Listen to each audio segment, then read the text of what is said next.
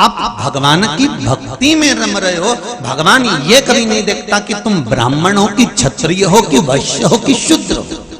भगवान तो ये देखता है कि तेरा भजन कितना शुद्ध है, तेरी चित्तवृत्ति कितनी शुद्ध है, तेरा मन कितना शुद्ध है।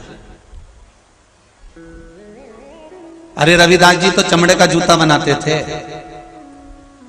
जिस पात्र में चमड़ा धोते थे उसी पात्र में से गंगा जी को प्रकट कर दिया था। अगर उस समय पर अगर भगवान के मन में भेद होता तो भगवान फिर प्रकट ही क्यों होता।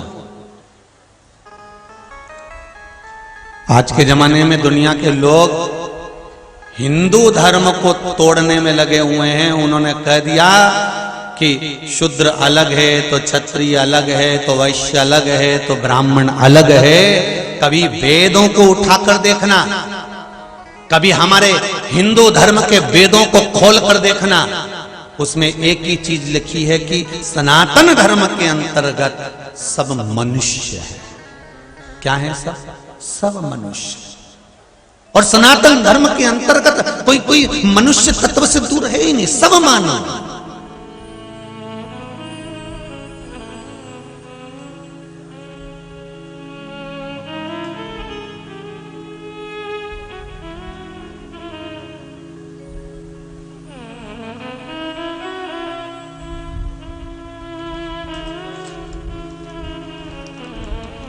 अंत समय भगवान ये नहीं देखता कि आप कौन हो। भगवान तो केवल इतना देखता है कि महाराज आपने भजन कितना किया है। और बहुत सावधानी से सुनना, ये कथा को बड़े स्मरण में सुनना। अंतिम समय में कितने ही तुम्हारे घर में तुम्हारे रिश्तेदार, कितने ही धनपति करोड़पति हो, पर अंतिम समय तो अंतिम समय होता है। अंतिम समय में कोई साथी नहीं होता। अंत में केवल वो ईश्वर परमात्मा, मेरा शंकर, मेरा राम, मेरा कृष्ण ही साथी होता है। उसके सिवा कोई नहीं होता।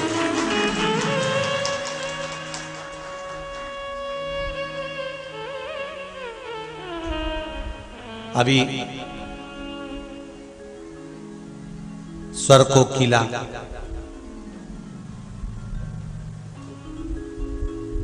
लता दीदी शांत हुई। माता सरस्वती के चरणों से निकली थी, माता सरस्वती में ही समाहित हो गई। लता दीदी मंगेशकर उसी में समाहित। व्हाट्सएप पर, फेसबुक पर उनके अंतिम समय के फोटो चले, आप लोगों ने भी देखे होंगे। व्हील चेयर पर थी, कहीं धीरे धीरे चल रही थी। सारा कुटुंब साथ में था, बहनें भी साथ होंगी, भाई भी साथ होंगे, रिश्तेदार भी साथ होंगे, परिवार भी साथ होगा। पर ईमानदारी से बोलो, तकलीफ परिवार वाले झेल रहे होंगे कि खुद को झेलना पड़ेगा? अरे जम के तो बोलो, स्वयं को। इसलिए बार बार कथा में कहते हैं, मत बुरे कर्म कर बंदे वरना पछताएगा। भगवान की आंखों से तू बच नहीं पाएगा, तू बच नहीं पाएगा।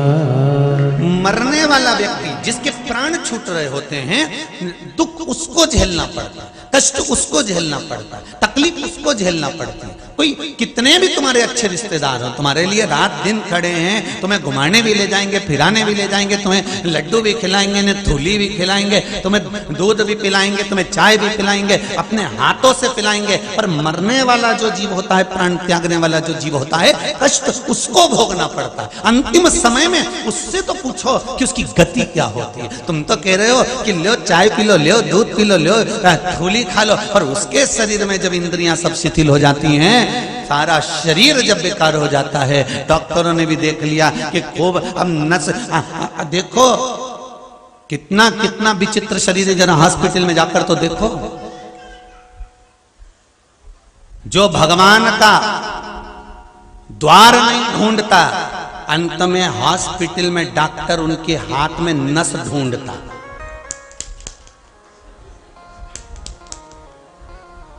फिर परिवार वालों से कहते जम के पकड़ो जरा हाथ, अच्छे तो और जम क्या, और शरीर में हड्डियां ही हड्डियां हैं, मांस बचा नहीं है।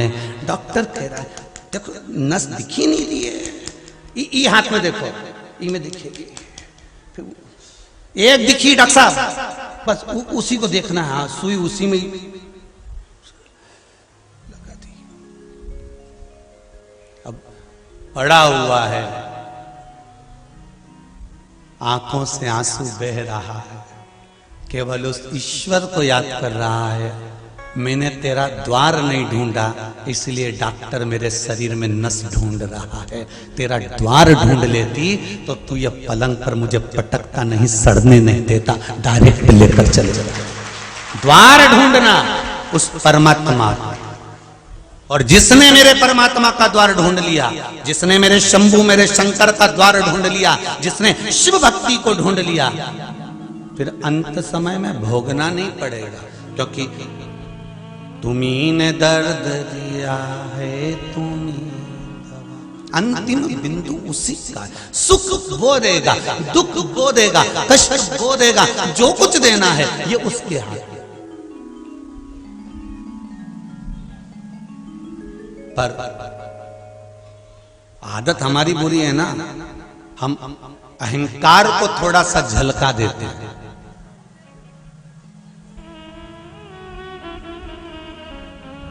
गिलास के अंदर चाय, कप के अंदर चाय, कल रुआवजा बट रहा था दूध का,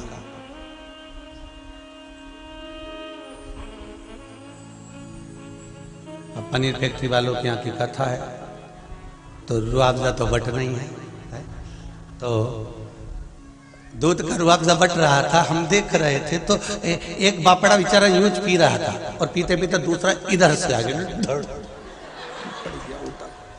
अब उससे एक चीज सीखने को मिली, गिलास में रुआवजा था इसलिए झलका, नहीं होता तो कोई कितना ही धक्का मार दे झलकेगा। पर वो सीखने को मिल गया कि भाई उसमें चाय थी, उसमें दूध था, उसमें रुआवजा था, इसलिए थोड़ा सा धक्का लगा और झलक गया। बस जिस शरीर में जिसके भीतर अहंकार होता है ना, वो थोड़े से धक्के से झलक जाता है, तुरंत बाहर निकल कर आ जाता है। अहंकार झलकता है, थोड़ा सा टल्ला लगा झलक गया। जरा सी किसी ने कुर्सी नहीं दी, ने बैठने का नहीं बोला, ने धक्का लगा। जानते नहीं हो, पहचानते नहीं हो, मतलब चाय भरी है, रुआवजा का गिलास जोरदार है हो, तो रुआवजा का गिलास जोरदार है तो मतलब धक्का लगा, और धक्का लगा तो गिरा। बहुत ध्यान देना महाराज जी, जब जब किसी व्यक्ति के मुख पर आ जाए कि तुम मुझे जानते नहीं, अभी तुमने मुझे क्या जाना है, तुम मुझे पहचानते नहीं हो, अभी तुम मुझे जानते नहीं हो, जरा जरा सी बात में अगर तुमको धक्का लग रहा है, थोड़ा सा किसी ने कुछ कहा, धक्का लगा और झलका, तो समझ लेना गिलास बहुत भर चुका है, बहुत भर चुका है, चाय बहुत भर चुकी है, अहंकार बहुत भर चुका है। ये अहंकार को थोड़ा सा खाली करना पड़ेगा, हमको थोड़ा अभिमान नीचे दबाना पड़ेगा।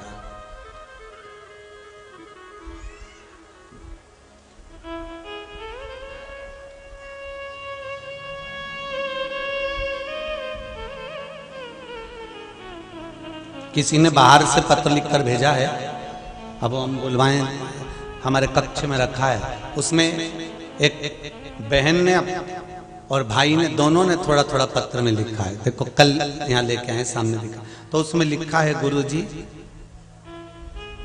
आप जब तक भेरू और चंद्रघंटा नहीं बोलते तब तक हमको अच्छा नहीं लगता। हमने कहा गजा, तब तक हमको अच्छा नहीं लगता।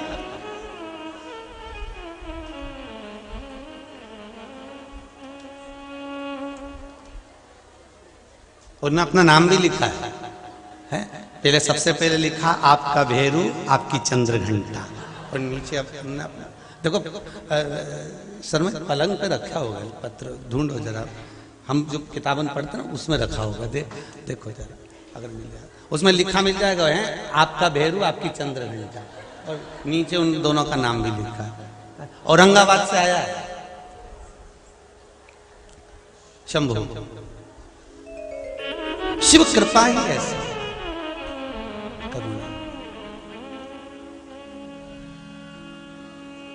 शंभो शरणे पड़ी मांगू घड़ी रे घड़ी दुख काटो दया करी में दर्शन आपो दया करी में दर्शन आपो। शिव आराधना में, शंकर की उपासना में आपकी चित्त वृत्ति जिस दिन परमात्मा को खोजने लगे, जिस दिन आपका मन भगवान को ढूंढने का प्रयास करने लगे, समझ लेना अंत समय में ये शरीर सड़ेगा नहीं, नस ढूंढने की जरूरत नहीं पड़ेगी, अपने आप को परमात्मा आएगा और हमें स्वीकार कर कर लेकर चला जाएगा। आए ना आए प्रभु कुटुंब कबीरा अंत समय तुम्हें आना पड़ेगा। पर महाराज कब?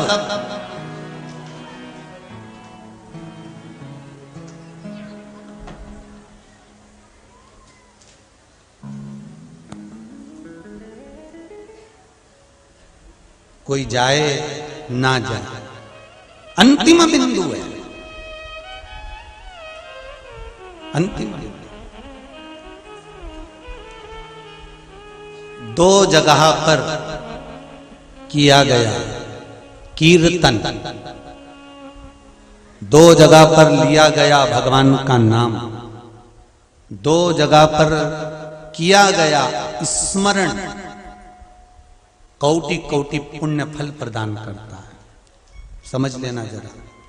मंत्रमाला शिव महापुराण की कथा चल रही है। पहला राम घाट पर किया गया पुण्य, राम घाट पर किया गया भजन, दान, स्मरण, मंत्र जाप, नाम जाप, राम घाट पर जो किया जाता है उसका पुण्य कोटि गुना होता है।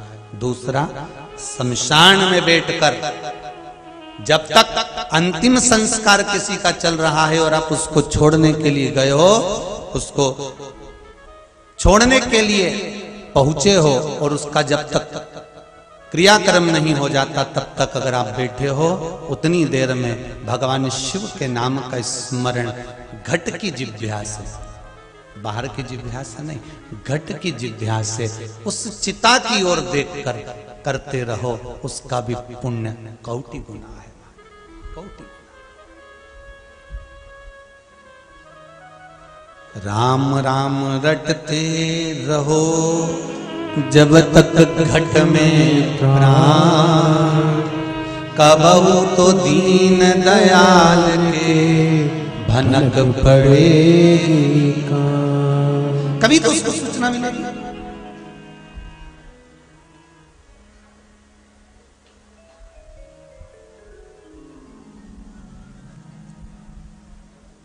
कभी तो वो आएगा आपकी चित्त वृत्ति में। बस आप जिस मंत्र को जप रहे हो, जिस माला को जप रहे हो, जिस माला के स्मरण में आप लगे हुए हो, जिस मंत्र को जपने में आप लगे हुए हो, जिस भगवान की भक्ति में आप लगे हुए हो, उसको ढूंढने का प्रयास करो, उसको पाने का प्रयास करो। कभी कभी शंकर जी के मंदिर में जाकर जरा दिल की बात में एक बात और कह दिया करो, बहुत दिन हो गए भोलेनाथ जी,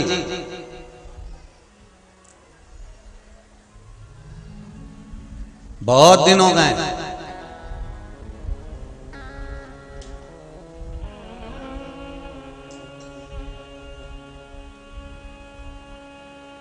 हमारे घर का रास्ता भूल गए हो क्या?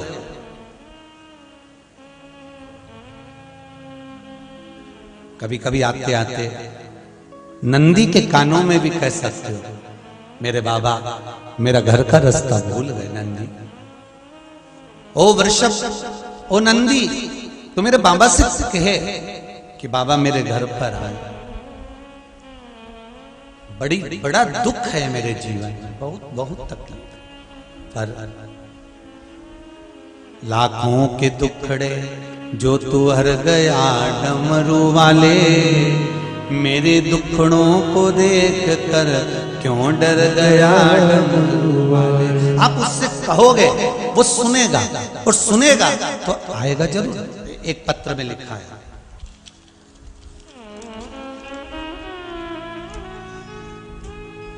श्री पांडे राजेंद्र नासिक से हैं। राजेंद्र जी पांडे कहीं बैठे हो तो हाथ उठाएं। नासिक से पांडे जी, राजेंद्र जी। मेरी पत्नी आप ही हैं? संगीता पांडे, जरा माइक दीजिए उधर, दे दो इनको, आगे बढ़ जाएगा।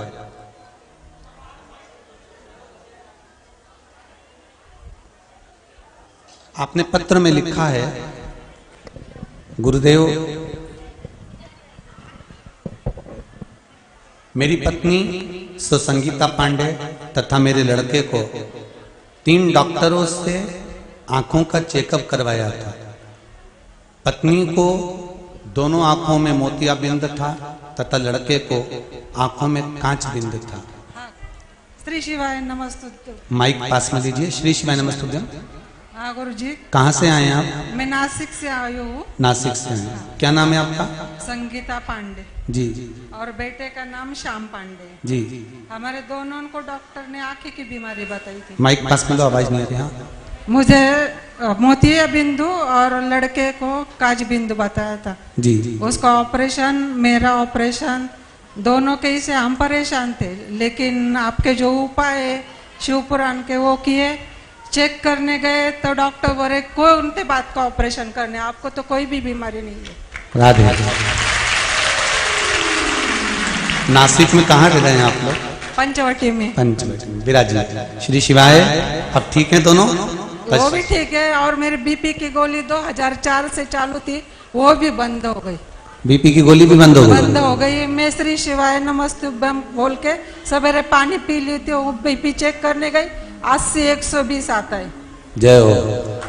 श्री शिवाय। श्री शिवाय नमस्तुभ्यं। बैठिए बैठिए बैठिए। श्री शिवाय के यूज करे और ना कहीं ऐसा वैसा करे, परंतु केवल श्री शिवाय नमस्तुभ्यं, केवल कंकर और शंकर और केवल शिव का नाम। क्या शिव महापुराण इतनी तत्ववान है?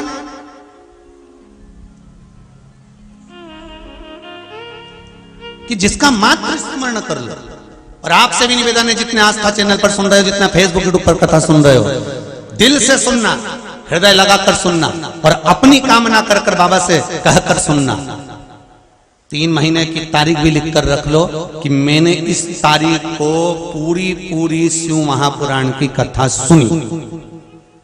और सियोर वाला महाराज बोले कि 3 महीने में बाबा कृपा करे, तो हम तो कहें इस व्यासपीठ से किसी को तो 3 महीना भी नहीं लगता। बाबा कब कृपा कर जाता है पता ही नहीं चलता। किसी को बाबा ऐसा भी करता। अब बताओ, जिन डॉक्टर ने कहा कि मोतियाबिंद का ऑपरेशन कराओ, कांचबिंद का ऑपरेशन कराओ, वहीं जाकर तुम वापिस खड़े हो गए, वो कह दे कि अब तो कुछ है ही नहीं। मतलब आपकी भक्ति, मेरी प्रीत ना टूटेगी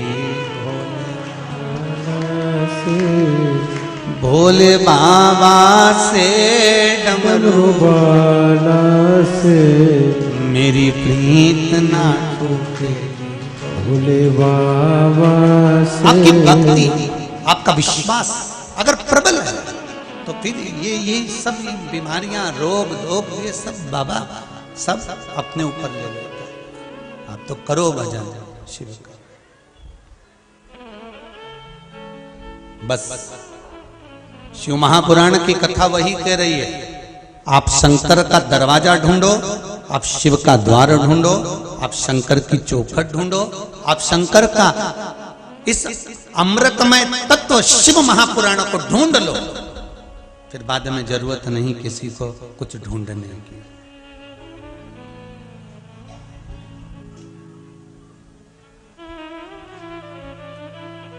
फिर कुछ नहीं ढूंढना। शिव महापुराण की कथा कहती है, अंतिम समय में, अंतिम क्षण में कोई आए चाहे ना आए, मेरा शिव जो हर पल तुम्हारे साथ में है, हर घड़ी हर पल तुम्हारे साथ में है, वो हर पल तुम्हारे साथ रहता है। कोई आए ना आए, महाराज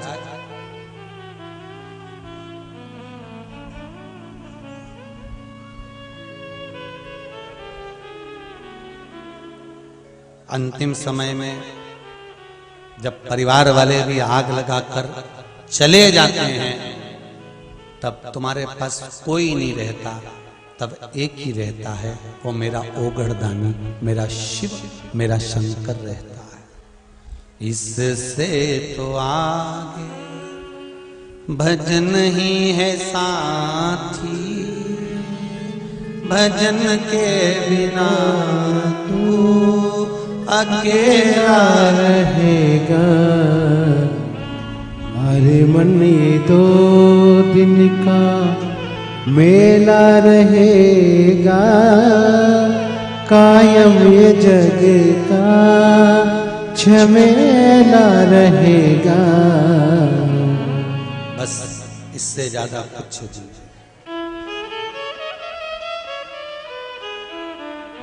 खूब भजन करना,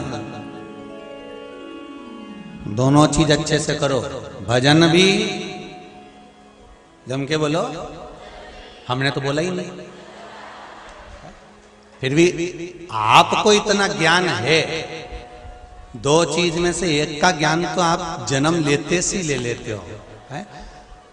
कि बस जैसी माता ने दूध नहीं पिलाया उसने रोना चालू करा, मतलब भोजन का ज्ञान तो पहले से, पर जैसा भोजन का ज्ञान एक पक्षी में होता है, वैसा भोजन का ज्ञान मनुष्य में कभी नहीं आया।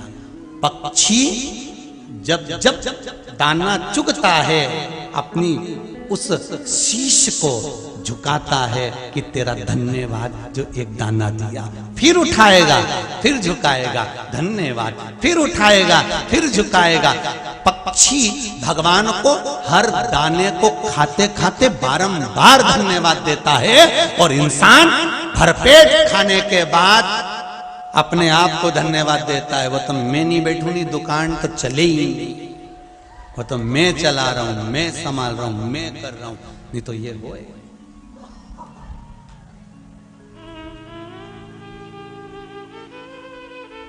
अपने आप को कभी कभी एक प्रश्न अपने भीतर उत्पन्न होता है, आप लोगों के भीतर आता है कि नहीं आता मालूम नहीं, पर भीतर एक प्रश्न आता है कि भगवान के सामने शीश ही क्यों झुकाया जाए?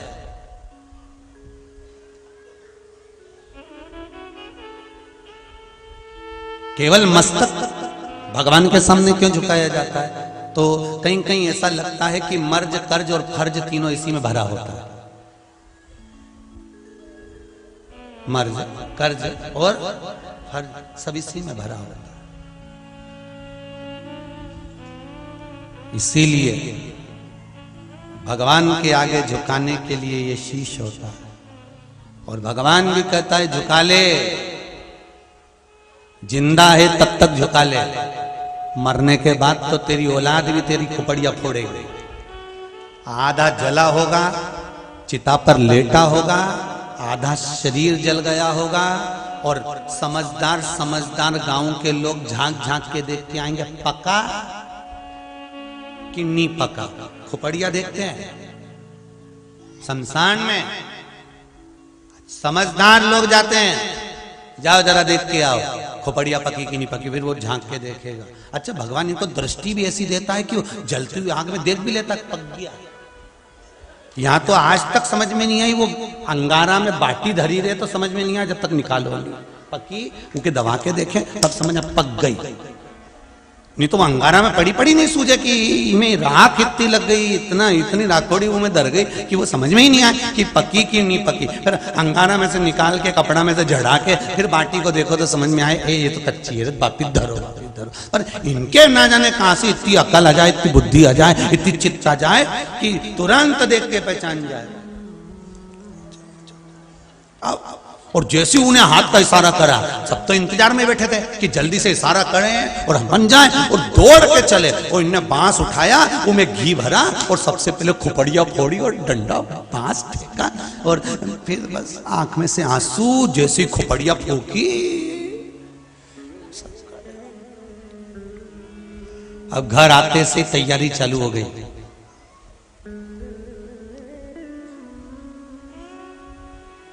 तीसरे के दिन जाना है शमशान। दादाजी को जो जो चीज अच्छी लगती थी वो चीज लिया। पोया किसके यहां से लाया? उसके यहां से क्यों लाया? दादाजी तो वहां का खाते थे। फिर पोया वहां की दुकान से बुलवाया, उधर से मिठाई, उधर से रसगुल्ला, सारा सामान ले गए। जो जो चीज खाता था सब ले गए। कई कई तो हमने देखा है शमशान में, जो तंबाकू खाता था तो उसके लिए तंबाकू भी ले गए। मालूम पड़े कंडा में धूपड़ी में छोड़ गए, सब धासी पड़ा सब। दादाजी खाते थे तो वो भी छोड़ोगे? अरे कम से कम दादाजी जिंदा थे तब तंबाकू नहीं छोड़ाया, तो मरने के बाद तो छोड़ दो रे। अभी भी तीसरे के दिन लेके पहुंच गए।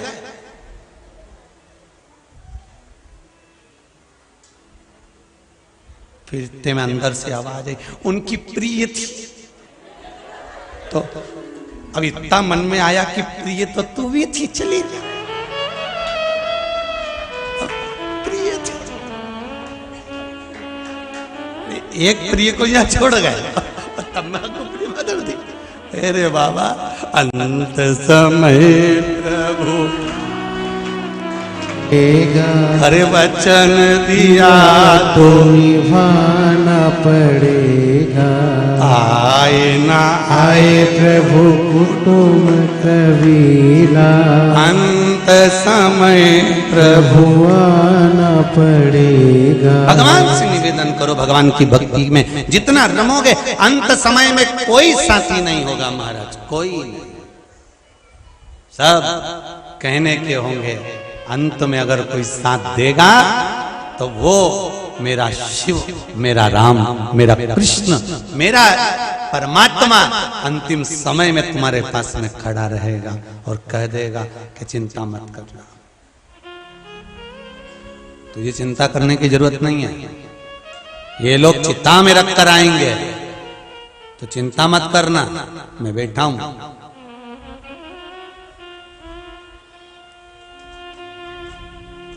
तन में आग लगेगी, अगर मन मुझ में लगा है तो वो नहीं जलेगा, मन मुझ में लगा कर रख।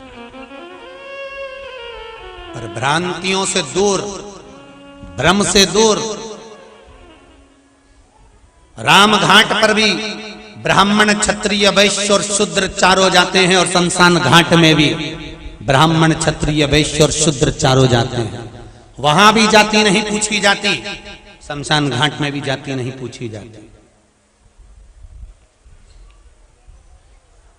भेद हम करते हैं, मेरे शंकर के चरणों में कोई भेद नहीं, कोई भेद नहीं। एक भगवान शिव जी का भगत था, बड़ा भगत भगवान शंकर का, बहुत भगत, इतना भक्त भगवान शंकर का कि भगवान शिव की भक्ति में डूबा रहता, पत्तियों को तोड़कर खाता रहता, वृक्षों की पत्तियों को खाता रहता, बस वो कुछ भी नहीं खाता, केवल वृक्ष की पत्तियों को खाना, उसका एक ही काम है, बस वृक्ष की पत्ती खाना।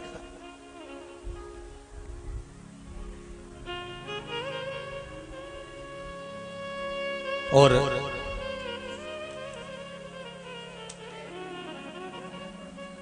वृक्ष की पत्ती पत्ती खाता तो उसका नाम प्रणत रख दिया। अब नाम प्रणत रखा। एक दिन कोई सामग्री लेने के लिए वो आगे बढ़ा और उसके हाथ में चोट लग गई। चोट लग गई, रक्त गिरने लगा, रक्त बहने लगा।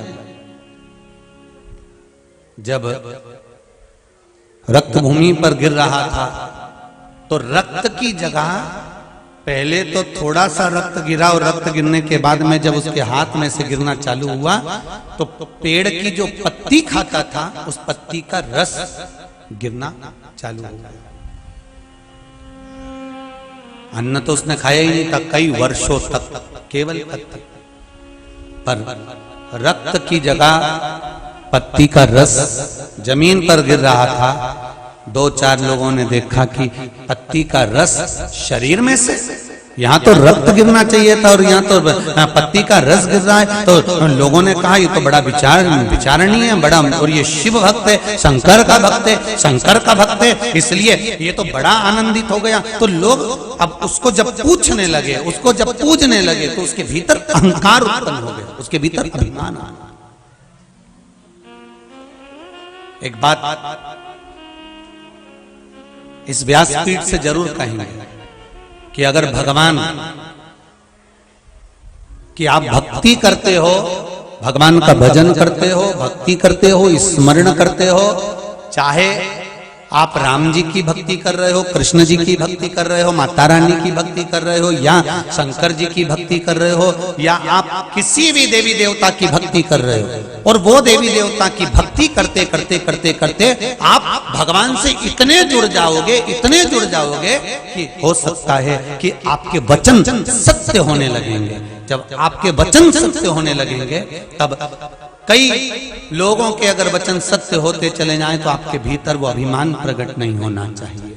अगर अभिमान आ गया तो आपका फिर वो करा हुआ सारा सत्कर्म बेकार है। अभिमान ना है। प्रनद, उस प्रनद के भीतर अभिमान समाहित हो गया,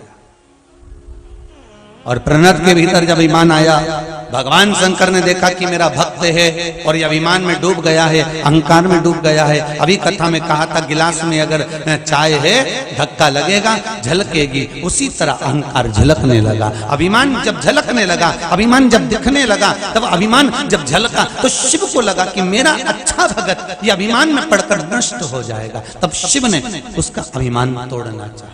आज मेरे बाबा भोलेनाथ, मेरे शिव प्रणत पूरे नगर में घूम रहा था। अभी तक प्रणत वन में था, अब नगर में घूम रहा है।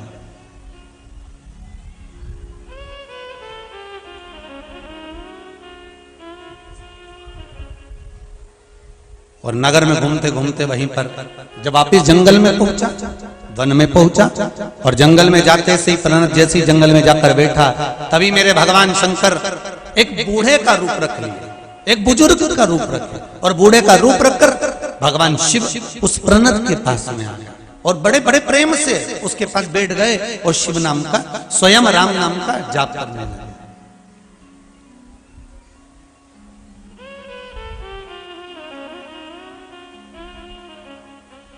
रघुनंदन हरे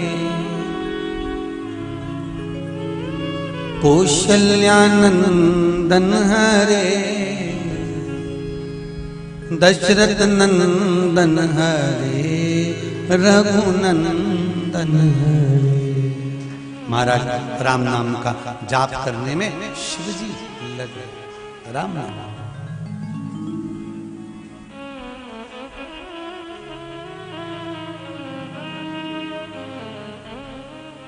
सीताराम सीताराम सीताराम सीताराम सीताराम सीताराम सीताराम सीताराम